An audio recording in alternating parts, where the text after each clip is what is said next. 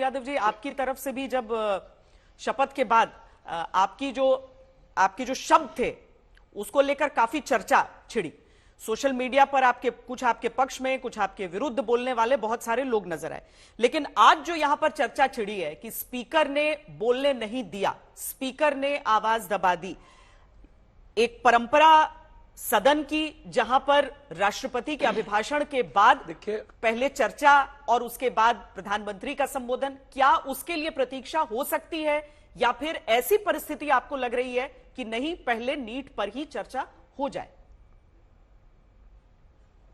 देखिए पहले तो हम लगातार इस विषय पर हम UPSC, BPSC, SSC, Hindi CSAT मामले से लेकर आरबीआई लाठी जेल भी गए। हिंदी सीसेट के मुद्दे पर लाठी गोली भी चली मुखर्जी नगर में, और आज तक हिंदी सीसेट यूपीएससी में कोई सरकार के द्वारा उसकी कोई परिणति ढंग से नहीं निकल पाई, जिसमें हिंदी इलाके के जो बच्चे हैं आज भी यूपीएससी में बहुत ज्यादा परेशान है। एक दूसरी चीज, एक क्वेश्चन का सवाल नहीं है। पहले तो मैंडेट इस सरकार को नहीं है, यह मैं आपको बता दूं।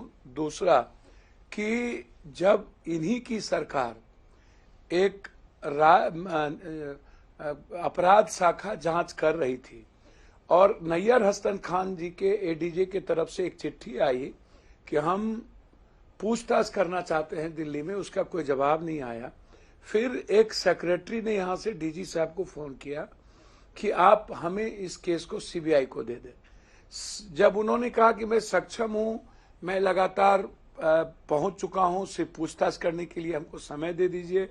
हम गुजरात भी पहुंच चुके हैं, हम बिहार भी पहुंच चुके हैं, हम पूरा का पूरा मूल्यांकन मैं कर चुका हूं, तो मुझे सीबीआई देने की जरूरत नहीं है।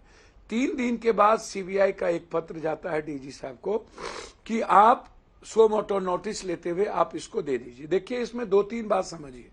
क्वेश्चन 2 जगह से पेपर लीक आउट होते हैं। एक होता है डीजी लॉकअप से, दूसरा होता है जहां से ये छपता है। डीजी लॉकअप के पासपोर्ट होते हैं डायरेक्टर के पास जो सुबोध सिंह थे।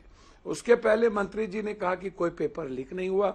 फिर उसके बाद डीजी लॉकअप, डीजी डायरेक्टर को उनको हटा दिया गया जब अपराध शाखा ने चिट्ठी, सरकार उन्हीं की है, जब सरकार बिहार में उन्हीं की है और अपराध शाखा एक एजेंसी जो बिहार में सबसे टॉप पे रहती है, वो काम करती है, वो एजेंसी पर भरोसेमंद एजेंसी है, तो फिर सो मोटो नोटिस बिना बिहार गवर्नमेंट के और किसी के चिट्ठी भेजे हुए कौन सी ऐसी जल्दीबाजी थी, किस कारण से इसको लिंगर करने के लिए, किस मछली को बचाने के लिए सीबीआई की इंक्वायरी बैठा दी गई। तीसरी चीज, प्राइवेट एनजीओ के द्वारा एजुकेशन कंडक्ट, एग्जामिनेशन कंडक्ट का क्या मतलब, जबकि इस पर कई बार चर्चा हो चुकी है कि प्राइवेट एनजीओ के द्वारा कोई कंडक्ट ना हो, एक ऑटोनोमस बॉडी बनाई जाए, क्योंकि ये सिर्फ बच्चों से जुड़ा सवाल नहीं है।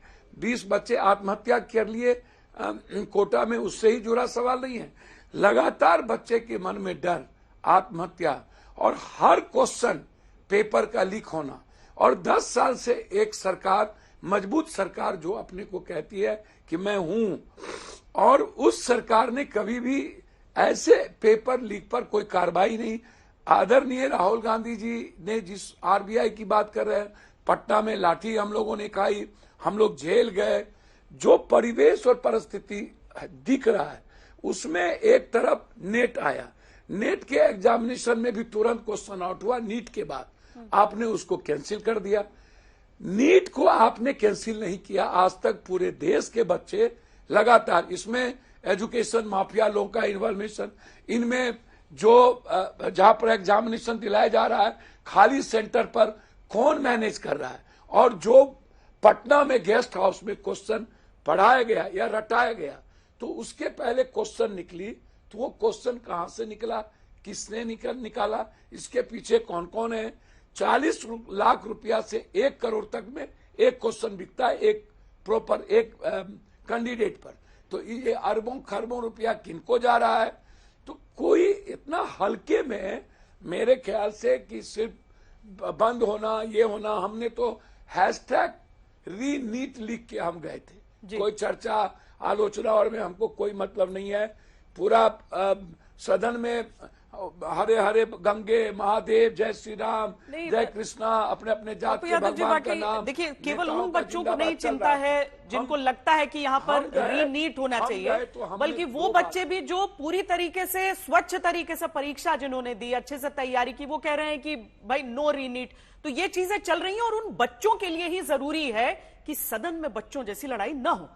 और इसीलिए अब गौरव भाटिया जी और अभय दुबे जी, आप दोनों अपने अपने पॉइंट्स रखना चाह रहे हैं। सबसे पहले गौरव भाटिया जी, आप जिन बातों पर आप काउंटर करना चाह रहे हैं, आप सबसे पहले आपसे शुरुआत करते हुए। पप्पू यादव जी, मैं आती हूं आपके पास। देखिए, मैं तो संविधान की बात करूंगा, क्योंकि संविधान का असली रक्षक कोई है तो वो स्पीकर साहब हैं, नरेंद्र मोदी जी हैं, राष्ट्रपति जी हैं। और मैं समझता हूं एक कि मिनट, अगर 20 भक्षक सेकंड में कोई अपनी है बात तो वो रख दें, राहुल उसके बाद गांधी हम और विपक्ष जी, है। और मैं आपको बता, गौरव जी बस 20 सेकंड का समय जी। पप्पू यादव जी कंप्लीट कर लीजिए बात। श्वेता जी, जो लोग कह रहे हैं कि एग्जामिनेशन मैंने दे दिया है, मैं दोबारा क्यों दूं?